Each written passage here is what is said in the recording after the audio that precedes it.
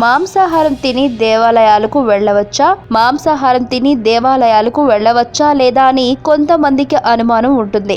మాంసాహారం తిని దేవాలయాలకు వెళ్ళవచ్చా అంటే వెళ్ళకూడదనే అంటారు. ఎందుకంటే గుడ్డు మరియు మాంసాహార పదార్థాలు రజోగుణ తమోగుణ సంబంధమైన పదార్థాలు.